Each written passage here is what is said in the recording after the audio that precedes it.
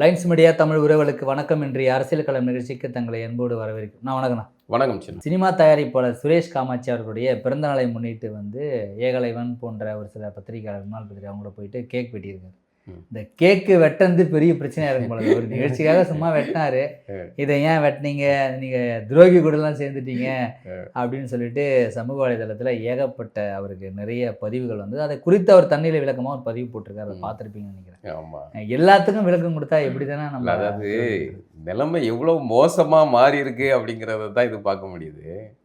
ஏகலைவன் வந்து தமிழ் தேசிய களத்தில் தீவிரமாக பயணிப்பவர், அதோட நாம் தமிழருடைய தீவிர ஆதரவாளராக ஊடகத்தை நடத்தி கொண்டு பயணித்தவர்.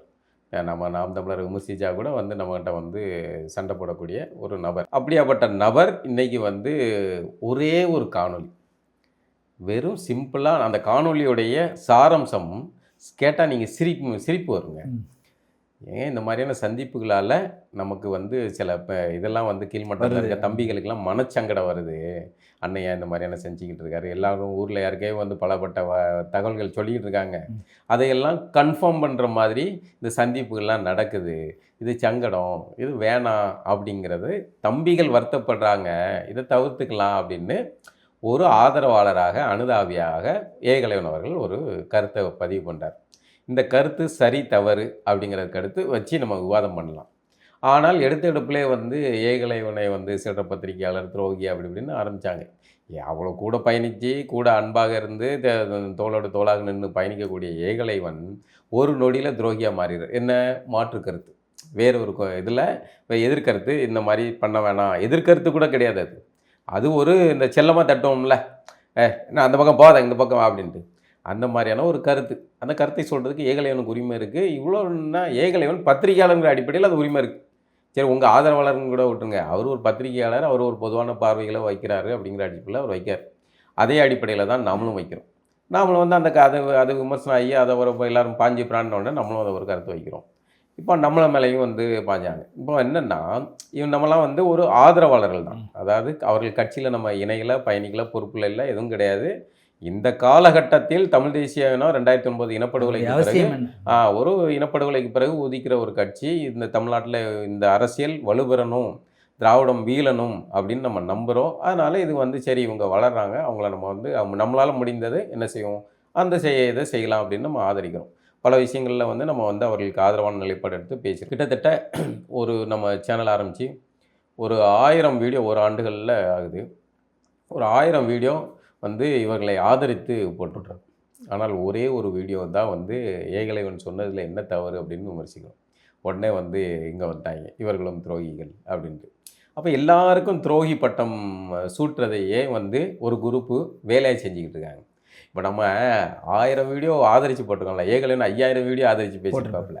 ஆனால் ஒரு வீடியோ கூட நாம் தமிழர் ஐடிவிங்கிலேருந்து கட் பண்ணி மூத்த பத்திரிகையாளர் ஏகலைவன் எங்களை வந்து இப்படி ஆதரித்து பேசியிருக்காரு, பாராட்டியிருக்காரு, இல்லை கார்ட்டூன் ஜிபாலா இந்த விஷயத்தில் எங்களுக்கு ஆதரவாக பேசியிருக்காரு, இப்போ கார்ட்டூன் ஜிபாலாவுடைய குரல் அப்படின்னு ஏதோ ஒன்று பதிவு பண்ணிருப்பீங்களா? ஒன்றும் கிடையாது.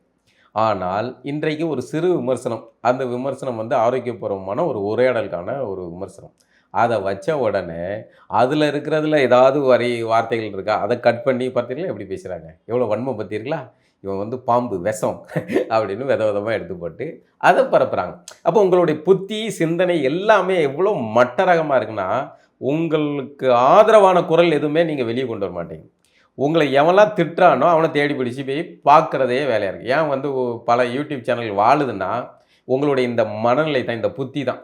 உங்கள் எப்போவுமே ஏன் வந்து விஜய் ஜெயிச்சார்னா அவருடைய பாசிட்டிவ் சிந்தனை, ஏன் சீமான் தோத்தாருன்னா அவருடைய நெகட்டிவ் சிந்தனை. நீ போட்டா போடு, போடலன்னா போன எவன் போடுவான், எவன் போடுவான் சார்? யாருக்கும் என்ன போடணும்னு நினைக்கிறவனுக்கு கூட வராது. அப்போ வந்து இந்த மாதிரி அது வந்து தலைமைக்கிட்டே அந்த சிந்தனை இருக்குன்னா, நீங்கள் வந்து தொண்டர்கள் எப்படி இருக்காங்க, சீமானை திட்டுறதா தான் தேடி தேடி போய் பார்க்க. அவன் ஜாலியாக இருக்கான். போட்டா 5 வருஷம் ஆமாம், எல்லா வீடியோவும் அப்படிதான் இருக்கு.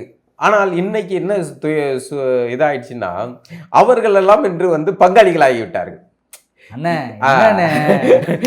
என்னடா நடக்குது அத மாதிரி இப்போ வந்து என்னன்னா சீமானை மிக அசிங்கமாக சீமானை குடும்ப உறுப்பினர்களை அசிங்கமாக அது எழுதிய ஒரு பேசி தொழிலாவே அதை வச்சு ஒரு தொழிலாக வாடிக்கையாக வச்சு பணம் சம்பாதிச்சு இருந்தவர்கள் எல்லாம் இன்று பாசக்காரர்கள் ஆகிவிட்டார்கள், பங்காளிகள் ஆகிவிட்டார்கள். அதுல அந்த குரூப்ல ஒருத்தங்கிட்ட கேக்குறாங்க, அண்ணா நீங்களாம் இப்பெல்லாம் நீங்க சீமானை பத்தி வீடியோவே போட மாட்டேன்னு கேக்குறாங்க. அதுக்கு இவன் ஒரு வீடியோ போட்டிருக்கான். இவனுக்கு போர் அடிச்சிச்சு போல. என்டர்டைன்மெண்ட் இல்ல. உடனே அவன் சொல்றான், இப்ப வேணாம்ப்பா, இப்ப கரெக்டா போயினுக்குது, கரெக்டா போயிட்டு இருக்கு, கரெக்டா போயினுக்குது, கோட் அக்செப்டடா போயிட்டு இருக்கு, போடலாம்பா அப்படின்னு சொல்றான். அப்படின்னா பாருங்க, எவனுமே போடுறது இல்ல. கரெக்டா. இப்போ இந்த ஒரு விஷயத்துல நீங்க கவனிச்சு பார்த்தீங்கன்னா, இப்போ ஏகலைவன் சீமான் அந்த இந்த நாம் தமிழர் இதில் ஒரு முரண் வருது இல்லை, ஒரு சலசலப்பு உருவாகுது இல்லை, இந்த சலப்பு பறித்து திராவிட கூடாரம் எதுவுமே பேசல. கவனிச்சிங்களா? தெரியும். இப்போ என்ன கொண்டாடி இப்போ என்ன ஆகும்னா, 2 பேருக்கு இடையில சண்டை நடக்கு அப்படின்னா, நம்மளுடைய எதிரிகள்கிட்ட சண்டை நடந்துச்சுன்னா, ஜாலரா பேய்க்கும் சண்டை ஜாலி அப்படின்னு நம்ம கொண்டாட நினைச்சுக்கோம். இதுல நடக்கவே இல்லை, இல்லை அமைதியா இருக்காங்க அவங்க. இப்போ நம்ம என்ன ஸ்டாண்ட் எடுக்கிறது அப்படின்ட்டு. அப்போ இன்றைக்கு விஜயை அடிப்பதற்கு நமக்கு சீமான் பயன்படுகிறார், அதை பயன்படுத்திக்கலாங்கிற ஒரு மனநிலை. இப்போ இந்த புள்ளியில இருந்து நீங்க பாத்தீங்கன்னா, ஏகலைவன் அவர் வந்து தொடர்ந்து அதே பயணத்தில் இருக்காரு. இவ்வளோத்துக்கும் அவர் வந்து திரும்ப அடுத்து சீமானை விமர்சிச்சோ நம்ம விமர்சிச்சோ அவர் பேசல, நம்ம தான் வந்து பேசிக்கிட்டு இருக்கோம். அவர் வந்து வாயை திறக்கல. அவர் வாயை திறந்தா என்ன ஆகுன்னு தெரியல. அவர் வாயை திறக்காம அமைதியா இருக்காரு. அப்புறம் வந்து நீ ஏன் சும்மா இருக்க, சொல்லிட்டு போன்னு அதை வடிவேல் காமெடியில் வர்ற மாதிரி அவரை போய் சீண்டிக்கிட்டே இருக்காங்க. அவரும் வந்து எதுக்கு நம்ம என்னத்தையும் பண்ணிட்டு போறாங்க அவங்க அப்படின்னு அவர் அமைதியா இருந்துக்கிட்டு இருக்காரு. இப்போ ஒரு நடிகை வந்து கர்நாடகாவிலேருந்து கூட்டு வர்றாங்க, இங்கே வச்சு ஒரு அசைன்மெண்ட் பண்ணுறாங்க. அந்த அசைன்மெண்ட்டில் 2 நபர்கள் பேசுகிறத இவரால் வந்து ஆடியோ எடுத்து அந்த அசைன்மெண்ட்டே சோழியை முடிச்சு விடுற அளவுக்கு திறமை வாய்ந்தவர் ஏகலைவன். அவர் மூத்த பத்திரிகையாளர். அவர் முழுக்க பண்ணதெல்லாம் கிரைம் ஸ்டோரி, பொலிட்டிக்கலான அதிரடியான எல்லாமே அதிரடியான ஸ்டோரிஸ். அவருடைய கான்டாக்ட் பெரிய லெவலில் உள்ள கான்டாக்ட் உள்ள ஒரு பத்திரிகையாளர். அவருக்கு எல்லா தரப்பு ஆட்களும் இருப்பாங்க. பத்திரிகையாளனுடைய சிறப்பே அவனுடைய அடிப்படை சிறப்பு இல்லை கூட இல்லை, அடிப்படை தகுதி என்னன்னா, பிடித்தவனும் வேணும், பிடிக்காதவனும், எதிரியும் வேணும், 4 கிரிமினலும் வேணும், போலீஸ்காரனும் வேணும், பாலியல் தொழிலாளிகள் கூடயும் அவங்களுடைய அறிவும் சோர்ஸ் குப்பை அல்றவங்க கூட வேணும். எல்லாரோடையும் மெரினா பீச்சில் ஒரு சம்பவம் நடந்திருக்கு அப்படின்னா, மெரினா பீச்சில் தூய்மை பணியாளராக இருக்கக்கூடிய ஒருத்தர்கிட்ட இருந்து நீங்கள் சோர்ஸ் எடுக்க முடியும். இதான் ஒரு பத்திரிகையாளருக்கான தகுதி. எல்லா இடத்துலையும் அவங்களுக்கு கான்டாக்ட் வச்சுருக்கணும். அப்போ பத்திரிகையாளர் ஏகலைவனுக்கு எல்லா தரப்புலையும் கான்டாக்ட். அப்படி தான் வந்து சுரேஷ் காமாட்சி இது ஒரே நண்பர்களாக பயணிக்கிறாங்க. இவ்வளோத்துக்கும் இருவரும் ஒரே ஒத்த கொள்கையோட பயணிக்கக்கூடியவர். இல்லை, இவர் நாம் தமிழர் ஆதரவாளர். அண்ணன் சுரேஷ் காமாட்சியும் நாம் தமிழர் ஆதரவாளர் தான். அவர் கட்சியில் இருந்த மாதிரி தெரியல. கட்சியில் அவர் எந்த அமைப்பிலையும் இல்லை. அதாவது கட்சியில் போய் சேர்றது வேற, ஒரு அனுதாபியாக இருப்பது என்பது வேறு. ஆதரவு நிலைப்பாடு. இப்போ என்ன ஆகுதுன்னா, இவர்கள் வந்து ஏகலைவன் வந்து கூப்பிடுறாங்க, அதனால இவங்களும் போகிறாங்க. ஏகலைவன் வாரங்கார் சுரேஷ் காமாட்சிக்கு இப்போ சந்திக்க வர்றாரு. இல்லை நான் வரேன்னுட்டு இவர் போகிறாரு. அவன் சந்திப்பில் வந்து போனால் ஒரு கேக்கு, ஒரு சாதாரண கேக்கு தானே, ஒரு கேக்கு வெட்டினது வந்து எங்கே கொண்டு வந்து நிறுத்துட்டு பாருங்க. ஒரு கேக்கை வந்து ஏகலைவன் கூட சுரேஷ் காமாட்சி கேக் வெட்டினா என்ன பிரச்சனை? கூட வந்து வெற்றிக்குமரன் இருக்காரு. வெற்றிக்குமரன் இருந்தால் என்ன தப்பு? ஏன் வந்து நம்ம வந்து அப்போ உறவு அப்படிங்கிறத யார் கூட வச்சுக்கணும்? இப்போ வெற்றிக்குமரன் தாவைக்காக போயிட்டாரு, வேல்முருகன்ட்ட இருந்தார், தாவைக்காக போயிட்டாரு. இப்போ ஒருத்தர்கிட்ட போயிட்டா, வேற ஒரு கட்சிக்கு போயிட்டா அவங்க கூட உறவு இல்லைன்னு ஆகுமா, அண்ணன் தம்பி இல்லைங்கிற ஆயிருமா? இந்த மனநிலை ரொம்ப தப்பானதுங்க. இந்த தமிழ் தேசிய அரசியலில் இது வந்து அடியோட களைய வேண்டியது. ஆனால் நாங்கள் மட்டும் தான் போய் பார்ப்போம். அப்போ மாண்பு என்பது உங்களுக்கு மட்டும்தானா? நாம் தமிழர் கட்சியினருக்கு மட்டும், அதுவும் குறிப்பாக அண்ணன் சீமானுக்கு மட்டும்தான் மாண்பு. மற்றவர்கள்லாம் மானகட்ட பயிர்களா? மற்றெல்லாம் வந்து நாங்கள் ஒரு தலைமையில் இருக்கிறோம், என்ன நமக்கு ஒரு தலைமையாக இருக்கிறோம், போகிறோம். சீமானுக்கு மட்டும், அண்ணன் சீமானுக்கு மட்டும்தான் வந்து தொடர்புகள் உண்டு, திமுககளோட தொடர்பு உண்டு, மற்றவர்களோட தொடர்பு உண்டு. மற்றவர்களுக்கெல்லாம் யாரும் தொடர்பு கிடையாது. யாருமே சோர்ஸ் இல்லாத பயிர்களா? சோர்ஸ் இல்லாத வெட்டி பயிர்களா? எல்லாருக்கும் எல்லாரோடைய தொடர்பு உண்டு. எல்லாருக்கும் எல்லா இடத்துலையும் ஆள்கள் இருக்காங்க. அப்போ சீமான் அவர்கள் சந்தித்தால் மாண்பு, அது சரி. அது கூட வந்து சந்திப்பால் பல வகையான தகவல் வருது, அது கட்சிக்கு ஆபத்து அப்படின்னா 8லேருந்து 4 கொண்டு வந்துட்டீங்க, 4 ஒன்றாக்கிறாதீங்க அப்படின்னு அக்கறையில் தான் சொல்கிறது. அதை வந்து இல்லை மாண்பு அப்படின்னு சொல்கிறாங்க. இப்போ ஏகலைவன் சுரேஷ் காமாட்சி செஞ்சா இவ்வளோத்துக்கு சுரேஷ் காமாட்சி உங்கள் கட்சியே கிடையாது.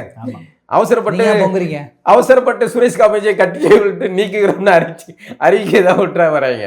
உங்கள் கட்சியில் இல்லை. ஒரு அனுதாபியெல்லாம் வந்து நீங்கள் ஏன் எதிர்நிலைக்கு மாற்றுறீங்க? உங்கள் அனுதாபியாக இருப்பவர் உங்கள் அனுதாப நிலையிலேருந்து மாறினால் கூட வேற, இல்லை உங்களுக்கு எதிராக சதி செஞ்சால் கூட வேற. அப்படிலாம் எதுவுமே இல்லையே. எந்த வகையிலுமே வந்து நாம் தமிழர் ஆதரவு நிலைப்பாடு தான் தமிழ் தேசிய அரசியல் தேவை அப்படின்னு தான் நிலைப்பாட்டில் இருக்கார். ஏகலைவன் எப்படி துரோகியாக மாறினார் சொல்லுங்கள்? ஏகலைவன் எங்கே துரோகியாக மாறினார்? அப்போ ஏகலைவனை சந்திப்பது அப்படிங்கிறது துரோக லிஸ்ட்டில் எப்படி வருது? இப்போ நம்ம வந்து கட்சியில் ஒரு நிலைப்பாட்டில் நம்ம எல்லாரும் சேர்ந்து இருந்தால் அவர் நம்ம ஆதரவு கொடுத்துருந்தோம், அவர் நமக்கு கொடுத்துருந்தாரு. இப்போ நமக்கு நம்முடைய கட்சியுடைய கொள்கைக்கு சரியாக வரல, அவர் வந்து வேணாம் அப்படின்னு நம்ம ஒதுக்கிட்ட ஒரு பிரச்சனை வந்துருச்சு, அவர் தனியாக இருக்கிறாரு. அப்படி இருக்கும்போது நம்முடைய நிலைப்பாட்டில் ஒருத்தர் இருந்திருந்து அவங்க கூட போய் சேர்ந்து பேசுகிறாங்க, ஒன்றா இருக்காங்க அப்படின்போது நமக்கு ஏதோ நம்ம கட்சிக்கு ஏதாவது இவங்க ஏதாவது பண்ணிடுவாங்களோ. என்ன பண்ண போகிறாங்க உங்கள் கட்சியை இவங்க சந்தித்து பேசுறதுனால உங்கள் கட்சி வீழ்த்திட போகிறாங்களா? உங்கள் கட்சியை வீழ்த்துறதுக்கு வேறு யாருமே தேவையில்லையே. அதுக்கு வந்து கட்சிக்குள்ளே நீங்கள் ஆள்கள் வச்சுருக்கீங்க. உங்கள் கட்சியை அந்த லட்சணத்தில் தான் கொண்டு போயிட்டு இருக்கீங்க. நீங்கள் வெளியே கேளுங்களேன் என்ன நடக்குது. உங்களுக்கு ஆதரவாக ஓட்டு போட்டவன் எல்லாம் மனநிலை மாறி போய் இருக்காங்க. அவ்வளோ சந்திப்புகள் நடந்திருக்கு, அவ்வளோ பேச்சுகள் பேசிக்கிட்டு இருக்காங்க, இதில் நடந்துக்கிட்டு இருக்கு. இப்போ இந்த சுரேஷ் காமாட்சி விஷயத்தில் அவர் ரொம்ப அழகாக எழுதியிருக்காரு அந்த பதிவு. சுரேஷ் காமாட்சி கிட்ட ஒரு எழுத்தாளர் இருக்காரு. ஆமாம், அந்த நேர்த்தியாக இருக்குது, அந்த வரிகள் எல்லாமே நேர்த்தியாக இருக்குது. அதில் ஒரு வரி ரொம்ப முக்கியமானது. நான் ஏற்றுக்கொண்ட கொள்கைக்கு தலைவன் ஒரே தலைவன், மேதகு தலைவன் மட்டுமே. அவ்வளோதான். இடையில வர்றவங்க போவீங்க, நான் அனுதாபத்தில் ஆதரிப்பேன், இல்லை ஆதரிக்க மாட்டேன், அது என்னுடைய நிலைப்பாடு. அந்த வரி இவர்களுக்கு குத்திட்டு போல இருக்கு. உடனே வந்து பாஞ்சு இது பண்ணியிருக்காங்க. முதல்ல உங்களுடைய அனுதாபியாக இருப்பவர்கள் யாரை சந்திக்கணும் யாரை சந்திக்கக்கூடாதுங்கெல்லாம் முடிவு பண்ணுறாலும் நீங்கள் கிடையாது. இது வந்து கேட்டால் என்ன சொல்லுவாங்க? நாங்கள் கட்சியில் இருக்கிற பொறுப்பாளர்கள் நாங்கள் யாரும் விமர்சித்தோமா? இல்லை. கீழே இருக்க தம்பிகள், அவ்வளோ கீழே இருக்க தம்பிகள் எல்லாத்தையும் இவ்வளோ வேற உருவாக்கி வச்சுருக்கீங்க. நம்ம விசிகாவை சொல்கிறோமே, விசிகாவை சொல்கிறதுக்கு ஏதாவது தகுதி இருக்கா? விசிகா மாநாடு அது ஒரு பொலிட்டிக்கல் மாநாடு, அது விமர்சனம் தான். ஒரு பொலிட்டிக்கலாக ஒரு 30 ஆண்டுகள் மேலாக பயணிக்கக்கூடிய ஒரு கட்சி, ஐடியாலஜிக்கலாக பேசக்கூடிய ஒரு கட்சி இப்படியான ஒரு ரசிக கூட்டத்தை உருவாக்கி இருக்கு அப்படிங்கிறதான் விசிகா மேலே நம்ம வைக்கிறோம். ஒரு கட்சியில் கட்டுக்கோப்பாக வரிசையில் மேடையில் நாற்காலில் அமர்ந்து நிகழ்ச்சியை பார்க்குறதுக்கும் தலைவரை பேச விடுறதுக்கும் முடியாத ஒரு அளவுக்கு தொண்டர்களை உருவாக்கி வச்சுருக்குது. அதை விட மோசமெல்லாம் இங்கே வந்து உருவாக்கி வச்சுருக்கீங்க. இங்கே நேர்த்தி இருக்குது, எல்லாம் ஒழுங்கு இருக்குது. ஆனால் எல்லாத்துக்கும் வந்து உடனே எல்லா கோயிலும் ஆதரவான ஆள்களை எல்லாம் துரோகின்னு தள்ளி விட்டுட்டு அப்போ ஒரே ஆள் சீமான் மட்டும் தான் இதாக இருப்பாரா? ஒரு ஆள் தான், ஒன்லி ஒன் மேன் ஷோ. அவர் மட்டும் தான் தமிழன், மற்ற அது அவரே சொல்லியிருக்காரு, ஒரு காணொலியில் சொல்லியிருக்காரு, வாய்ஸ் நோட்லேயே சொல்லியிருப்பாரு. நான் சொல்கிறது தான், விருப்பப்பட்டா இரு, இல்லைன்னா போ. அது கட்சி அவருக்கு அவருடைய சொந்த கட்சி, நம்ம வந்து அது குடும்ப கட்சியாக அவர் நினைக்கிறாங்களா என்னமோ போல இருக்கு. அது போகட்டும். அது இப்போ சுரேஷ் காமாட்சி பஞ்சாயத்து என்னன்னா, அவர் வந்து என்னுடைய நிலைப்பாடு இதுனா திரைத்துறை சார்ந்தவன், எனக்கு எல்லா ஊடக நண்பர்களும் பழக்கம் உண்டு, எல்லா கட்சியிலும் ஆட்கள் இருக்குது, நான் எல்லாரையும் சந்திக்கிறது தான் செய்வேன். உங்கள்கிட்ட கேட்டுட்டு போய் ஆனால் இன்னைக்கு சந்திக்கலாமா அப்படின்னு கேட்டுட்டு போய் சந்திக்கணுமா? இதே நிலைப்பாடு தான் சீமான் அவர்களுக்குமே. அவருக்கு அவ்வளோ தொடர்புகள் இருக்கும், எல்லாரும் நிகழ்ச்சிக்கு போவார், வைப்பார், கூப்பிடுறவங்களாம் சந்திக்க போவார். உங்கள்கிட்ட கேட்டுட்டு தான் போய் சந்திக்கணுமா அப்படிங்கிற கேள்வி அவருக்கும் பொருந்தும் தான். அவர் வந்து விமர்சிக்கிறவர்கள் தான் ஏகலைவன்கிட்ட கேட்டு பாலாட்ட கேட்டு இவன்கிட்டலாம் கேட்டுட்டு போய் சந்திக்கணுமா? அப்படிலாம் ஒரு அவசியம் கிடையாது. அதே சமயம் இப்படியான சந்திப்புகளால் வந்து கட்சிக்கு கொஞ்சம் பின்னடைவுகள் ஏற்படுது அப்படின்னு சொல்கிறதுக்கான உரிமை ஏகலைவன்களுக்கு இருக்குது. அது இருக்குது. அதை ஏற்றுக்கிடக்கூடாதாங்கிறது உங்களுடைய முடிவு. யாரும் உங்களை கட்டாயப்படுத்தி ஏற்றுக்கணும் அப்படின்னா. தமிழ்நாட்டில் இருக்கிற எல்லா கட்சியிலையும் விட நாம் தமிழர் தான் அதிகமான ஜனநாயகமே இருக்குது அப்படின்னு சொல்கிறாங்க. ஆனால் இந்த மாதிரியான விஷயங்கள் வந்து என்ன, நாம் தமிழர் கட்சி, நான் இப்பவும் சொல்கிறேன், நாம் தமிழர் கட்சியில் 1-2 பேர் தவறாக இருக்கலாம். ஆனால் அடிமட்ட தொண்டர்களுக்கு அவர்களுடைய சிந்தனை வந்து மிகச்சிறப்பாக, அவர்களுடைய கனவு சரியானது. ஆனால் அதை வந்து எடுத்து எல்லாத்தையும் கெடுக்கிறது இங்கே மேலே இருக்கிற சில பேருடைய வேலைகள் இருக்குது. ஐடிவிங்களுடைய வேலையை இந்த மாதிரி ஆதரவான ஆட்களை வந்து ஐடிவிங்க வந்து தங்களுக்கு ஆதரவான ஆட்களை பரப்புவது அது எல்லாம் இல்லை, அது இல்லை. மாறாக வந்து தங்களை வந்து ஆதரவாக இருப்பவர்களை எல்லாம் வெளியே தள்ளுறது, எவனும் உள்ளே வந்துடக்கூடாது அப்படிங்கிற மாதிரியான ஒரு வேலைகளை செய்கிறதுக்கு ஒரு ஐடிவிங் இருக்குமா? ஆனால் இப்போ இது குறித்து அவர் சுரேஷ் காமாட்சி அவர்களும் வந்து எதுக்கு வந்து இது தண்ணீரை விளக்கம் கொடுத்தாரு அப்படின்னு நிறைய பேர் கேட்குறாங்க. அவர் கொடுக்காமே இருக்கலாமே. அதான் இதுக்கு நான் கூட சொன்னேன், இதுக்கெல்லாம் அவசியம் இல்லை, இந்த இவ்வளோ பெரிய ரைட்டப் இதுக்கு தேவையில்லை. அழகாக எழுதியிருக்காரு, நல்ல ரைட்டப் ஸ்டைல் நல்லா இருக்குது. அந்த ரைட்டப் ஸ்டைலை வீணடிச்சிட்டார். இதுக்கு அவர் உட்காந்து கதை எழுதியிருக்காரு. இது அவசியம் இல்லை. ஏன்னா இவர்களுடைய மனநிலையே இந்த சிந்தனை போக்கே தவறாக இருக்குது. இதை நம்ம சுட்டி காட்டினா நம்மளை வந்து துரோகிங்க, நம்ம எதுக்கு துரோகி ஆகணும்? இது இவங்களுடைய மனநிலை பிரச்சனை இது. அப்போ இதை வந்து சரி செய்ய வேண்டியது யாருடையதுன்னா தலைமையுடைய பொறுப்பு. அவர்கள் வந்து என்னடா இப்போ இந்த மாதிரி எழுதிக்கிட்டு இருக்கீங்க, அவ்வளோத்துக்கும் அவங்க அறிவிப்பும் போடுறாங்க, ஒரு அறிக்கையை விடுறாங்க. இந்த மாதிரி சமூக வலைதளங்களை இது பண்ணிக்கிட்டு இருக்காங்க. ஆனால் ஒருத்தரும் கேட்குறது இல்லை. அது கட்டுப்பாடு இல்லாத ஒரு இதாக மாறிக்கிட்டு இருக்கு. இது ஒரு ஆபத்தான போக்காக இருக்குது தமிழ் தேசிய அரசியலுக்கு. இது வந்து ஆதரவான ஆட்களை எல்லாம் வந்து பெண்ணுகளை தள்ளி தள்ளி தள்ளி வெளியே தள்ளுற வேலையாகவே செஞ்சுக்கிட்டு இருக்காங்க. இதையே ஒரு வேலையாக செய்யும்போது அது எல்லாருக்கும் மனநிலை வந்து ஒரு சோர்வும் மனநிலை மாற்றம் வரும். எதுக்கு போட்டு இவங்க கிட்ட சுற்றிக்கிட்டு போ வேற பக்கம் போவோம் அப்படிங்கிற மனநிலை ஒன்றா பத்தேர்களா. புதுசாக வரவங்களுக்கும் இந்த எண்ணம் வருமோ? ஆமாம், ஏற்கனவே இந்த மாதிரி இருக்குது. நம்ம ஆமாம், இப்போ புதுசாக ஒவ்வொரு பேட்சாக வெளியே போயிட்டு இருக்காங்கல்ல. ஃபர்ஸ்ட் பேட்ச் செகண்ட் பேட்ச்னு வெளியே போயிட்டு இருக்காங்கல்ல. புது பேட்ச் கொஞ்ச நாள் ரத்தம் சூடாக அப்படியே வந்து அண்ணனுடைய காணொலியெல்லாம் பார்த்துட்டு அண்ணன் அம்பாசமுத்திரத்தில் போட்டியிடுறதுக்காக நாக்குப்பூச்சியை ஓட விட்டு காத்திக்கிட்டு இருக்காருல்ல. அது மாதிரி அவர்கள் கொஞ்ச நாள் இருப்பார்கள். அதன் பிறகு அவர்களுக்கு யதார்த்த நிலை புரிய ஆரம்பிக்கும் போது அவர்களும் ஓகே அப்படின்னு அவர்கள் போக அடுத்த பேட்ச் வரும். இது ஒரு நல்ல பல்கலைக்கழகமாக ஆனால் வந்து நல்ல பசங்க இப்படி தானே இருக்குது. நீங்கள் சொல்ல இப்போ தான் யோசிக்கிறேன். நேற்று கூட ஒரு வேத மேடையில் பார்த்தேன். இங்கேருந்து வெளியே போனவங்க எல்லாரும் வெவ்வேறு கட்சிக்கிறாங்க, ஆனால் ஒன்றா உட்காந்து பேசிகிட்டு இருக்காங்க. அதை வந்து பார்த்துக்கணும். ஒருவேளை வந்து இது ஒரு வகையான ஸ்லீப்பர் செல் அரசியல் மாதிரி தெரில. எல்லா கட்சிக்கும் என்னுடைய ஆள் தான், எனக்கு பசங்க தான் உள்ளுக்குள்ள ஃபுல்லாக ஒரே நாள். இந்த ரமணா படத்தில் விஜயகாந்த் வந்து அந்த மாணவர்கள் எல்லாம் வந்து எல்லா இடத்துலையும் வச்சு ஊழல் ஒழிப்பார்ல, அது மாதிரி அண்ணன் வந்து திராவிடத்தை ஒழிக்கிறதுக்கு இந்த மாதிரி எல்லா கட்சியிலையும் வந்து ஆள்களை அனுப்புகிறாருன்னு தெரில. டிவிகேலே ஆள் இருக்கு, டிஎம்கேல ஆள் இருக்கு, ஏடிஎம்கேல ஆள் இருக்கு, எம்டிகே ஆள் இருக்கு, 4 பேருமே ஆள் இருக்குது. அதான் எங்கே போய் முடிவு. இப்போ என்னன்னா இந்த சந்திப்பில் ஒரு விஷயம் இருக்கு. அவர் சுரேஷ் காமாட்சி ஒரு வரியை சொல்றாரு. இப்போ அண்ணன் அனிதா ராதாகிருஷ்ணனை சந்திப்பது மாண்பு, அது மாண்புல வரும். இப்போ அதுக்கு பின்னாடி ஏதாவது அரசியல் காரணங்கள் இருக்கா அப்படிங்கிற ஒரு கேள்வி வைக்காரு. இப்போ நான் வேற தவறா சொல்லிட்டேன் பாருங்க. நீங்க என்ன நெறியாளர் வேலை பாக்குறீங்க, என்ன ஒரு பொறுப்பா இருக்கீங்க. நான் எவ்வளவு ஒரு தவறான ஒரு விஷயத்தை சொல்லிட்டேன். தாய் மாமன் அனிதா ராதாகிருஷ்ணன் அதை விட்டுட்டேன். நீங்க அதை சுட்டி காட்டணும்ல. தாய் மாமன் அனிதா ராதாகிருஷ்ணனை சந்தித்தது மாண்பு அப்படின்னு எடுத்துக்கலாம். அது என்ன வகையான மாண்பு அப்படின்னு கேள்வி நாங்கள் எழுப்பலை. அப்போ நாங்கள் எங்களுக்கு 1000 நண்பர்கள் இருப்பாங்க, சந்திக்கிறதோ கேக் வெட்டுறதோ அது என்ன இருக்குது. இப்போ அடுத்ததா இந்த கேள்வியெல்லாம் வருது. இப்போ என்ன இதுன்னா, இந்த ஏகலைவனை சந்தித்தது துரோக செயல், கூடவே வெற்றிக்குமாரன் இருந்தது அடுத்த, அது ரேசியோ கூடுது. இப்போ இதெல்லாம் இல்லாமல் மருமக பிள்ளையை சந்திப்பது, அப்புறம் மருமக பிள்ளையுடைய பினாமி நிறுவனம்னு சொல்லப்படக்கூடிய ஒரு சதுர நிறுவனத்துடைய ஓனரை சந்திப்பது, அந்த ஓனர் அலுவலகத்தில் கை கட்டி நிற்பது, இதெல்லாம் வந்து மாண்பில் வரும். ஏகலைவனை சந்தித்தால்தான் அது வந்து துரோக செயல், சரியா? மருமக பிள்ளையையும் மற்றவர்களையும் திமுக ஆட்களையும் சந்தித்தால் ஒருவேளை மாண்புல வந்திருக்கும் போல இருக்கு. இந்த அளவுக்கு சூடாக இருக்க மாட்டாங்கன்னு நினைக்கிறேன். எப்படி பார்த்தாலும் இது வந்து எங்கே போய் முடிய போகுது. தமிழ் தேசிய அரசியல் எப்படி பேசி வளர்ந்த ஒரு அரசியல் கடைசியில் எந்த ஒரு விஷயமும் தொடக்கத்தில் வந்து அந்த வீரியத்தோடு இருக்கும்னு சொன்னாங்க. எதிர்மனநிலை எதிர்ப்புறது வந்து இவங்க வந்து வீரியத்தோடு இருப்பாங்க. ஒரு கட்டத்துக்கு மேலே அவங்க வளர்ந்ததுக்கு அப்புறம் அவங்க நினைச்சதெல்லாம் கிடைச்சதுக்கு அப்புறம் அவங்க டைலூட் ஆகிறதுக்கான விஷயம் வரும். அது அப்படி நடக்கும் தான், அது நடக்கணும். தமிழ் தேசியத்துக்கு அப்படி நடக்காமல் இருந்தால் மகிழ்ச்சி. இது நடக்கும் போல இருக்கு. இப்போ பாருங்களேன், சட்டமன்றத்தில் உதயநிதி ஒரு வார்த்தையை விடுறாரு, சங்கி அமைச்சர்னு பேசுகிறார். பதிலுக்கு அவர் ஒரு கவுண்டரை அவர் ஒன்றும் கொடுக்காரு. பாத்ரூமில் 3 மணி நேரம் ஒழிஞ்சிட்டு இருந்தாருன்னு அவரும் கொடுக்காரு. இது சட்டமன்றத்தில் பேசுகிற பேச்சான்னு கேட்டால் நிச்சயமாக இருதரப்பும் பேசக்கூடிய பேச்சு கிடையாது, கண்டனத்துக்குரியது. போன நாட்கள் அப்படின்னு நம்ம என்ன பண்ண முடியாது. அதை பூவோடு சேர்ந்து நாரும் மணக்குங்கிற மாதிரி புதியவர்களும் வந்து இந்த மாதிரியான இவர்களுடைய தூண்டுதலுக்கு வலைக்குள்ள போய் விழுறாங்க. இதை தவிர்க்கணும். இப்போ இந்த விஷயத்தில் உதயநிதி தாக்கப்பட்டார், சரியா? உதயநிதியை வந்து மொத்தமாக ஏற்கனவே ஆதவ் ஒரு சம்பவம் செஞ்சாப்புல, 900 கோடின்னு அவர் ஒரு சம்பவம் செஞ்சாப்புல, அந்த டேமேஜே கண்ட்ரோல் பண்ண முடியல. இப்போ அடுத்தது நிர்மல்குமார் வேற 3 மணி நேரம் பாத்ரூம்னு சொல்ல, இப்போ இதுக்கு நியாயப்படி யார் கோவப்படணும்? இப்போ நான் உங்களை அடிக்கிறேங்க, நீங்க கத்தணுமா தம்பி விக்கி கத்தணுமா? நான் தான் கத்தணும். ஆனா தம்பி விக்கி ஐயோ ஐயோ ஐயோன்னு கத்திக்கிட்டு இருக்காங்க. அதான் புரியல எனக்கு. திமுக விட கப்பு சூடாகுது. அதான் புரியல. அந்த அவர் தாவைக்கா வச்சிருந்தாரு, அவர் சொன்னது இதான் தெரியல, புரியல.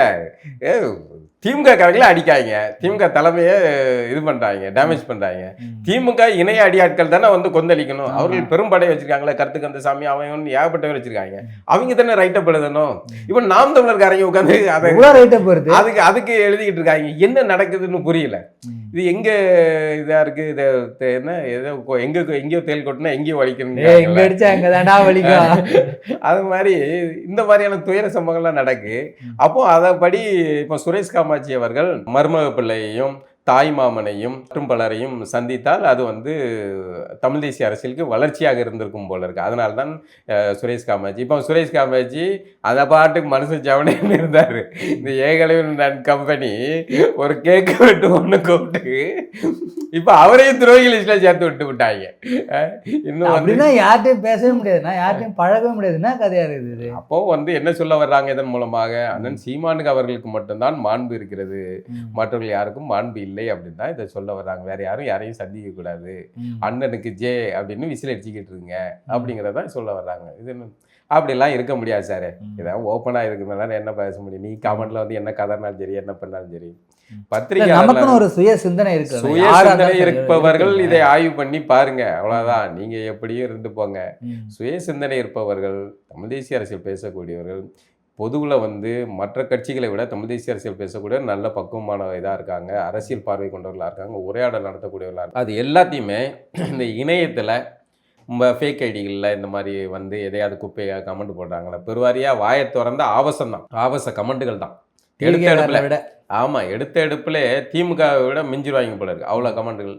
அது ஃபேக் ஐடிகளாக இருக்கலாம், நாம் தமிழருடைய ஐட்விங் ஐடிகளாக இருக்கலாம், எதாக இருக்கலாம். ஆனால் இந்த மாதிரியான கமெண்ட்டுகள் வந்து அதிக அளவில் வருது. இப்போ இதை பார்க்குற நான் ஒரு நாம் தமிழர் அனுதாபி, நான் அந்த பதிவை படிக்கிறேன். அந்த பதிவு கீழே வந்து நாம் தமிழர் ஆட்கள்னு இருக்கிற புகைப்படம் வச்சிருக்கிற ஆட்கள் எல்லாம் இந்த மாதிரி கமெண்ட்டுகள் போடும்போது எனக்கு நாம் தமிழருக்கு வாக்களிக்கணுங்கிற என்னுடைய மனநிலை இருக்குமா இருக்காது?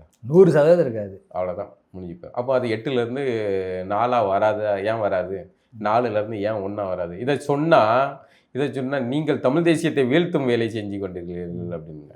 உங்களால தான் தோத்தது. உங்களால் தான் தோத்தது. இப்போ பாரிசாலனே பேட்டி எடுக்கக்கூடாது, ஃபெலிக்ஸ் ஜெரால்டே பத்திரிகை இப்போ நாங்கள் பத்திரிகை, நம்ம ஒரு ஊடகம் நடத்துகிறோம், நம்ம பத்திரிகையாளர்கள் பத்திரிகை பணியாக எல்லாரையும் நம்ம உரையாடுறது நம்ம செய்யக்கூடாதான். நாம் தமிழர் கட்சி சார்பாக ஒரு ஊடகம் நடத்துவாங்க, யார் வேணாலும் எடுப்போம். அவங்க திமுக ஆரம்பிச்சு எல்லாரையும் கூப்பிடாங்க. திமுக சீமானை கழுவி ஊற்றியவர்களை எல்லாம் கூப்பிட்டு வச்சு பேட்டி எடுப்பாங்க. அது ஜனநாயகமா? அது ஊடகம் நடத்துறாங்களாம். அவங்கெல்லாம் ஒரு பொதுவான பிள்ளைகளாம். நாமளாம் வந்து இவர்களுக்கு மட்டும் விசில் அடிச்சுக்கிட்டு இருக்கணுமா? எப்படி பார்த்தீங்களா? எவ்வளவு இது இல்ல. அப்ப நாங்க வந்து என்னன்னா எவ்வளவு கேவலமா பேசியிருப்பானுங்க, அவனெல்லாம் கூப்பிட்டு பேட்டி எடுக்கிறீங்க. ஆனா நீங்க வந்து ஒரு எதிர்கருத்து சொல்ற ஒரு ஆட்களோட கூப்பிட்டு நீங்க எதுவுமே கேள்வி கேட்க கூடாது. எதிர்கருத்து இல்ல, அவர்களுடைய பார்வை என்னங்கிறது நம்ம ஒரு உரையாடல் மூலமா தான் தெரியும், பதிவு பண்றோம்ல. இப்ப பாரிசாலனாலயா வந்து நாம் தமிழர் வீழ்ச்சி அடைஞ்சிச்சு இல்ல. ஆனா பாரிசாலன் வந்து அப்பவே சொன்னாரு, அதிமுக கூட கூட்டணி வைங்க, அந்த தம்பி அப்பவே சொன்னாப்புல. அதிமுக பலருடைய மனநிலை இருந்துச்சு. இப்போ அதிமுக சீமான் கூட்டணி நடந்திருந்தால் தாவேகா ஜெயிச்சிருக்காரு, பாஜக உள்ள வந்திருக்காரு, அதிமுக கூட சேர்ந்திருக்காரு. இப்போ சாலிடா வந்து அதிமுகவும் இவ்வளவு கலகலத்துக்கு கட்சியை பறி கொடுத்துருக்காரு. இது எல்லாமே நடந்திருக்காரு. ஆனா அப்போ சொன்னப்போ செய்யல. இப்போ இவர்களுடைய நகர்வு எப்படி போகுது? அதிமுக கூட கூட்டணி வைத்தால் என்ன தவறு? திமுகவுடைய ஆதரவு பெற்று தேர்தலில் வெற்றி பெற்றால் என்ன தவறு? இந்த நிலைமையும் போயிட்டாங்க.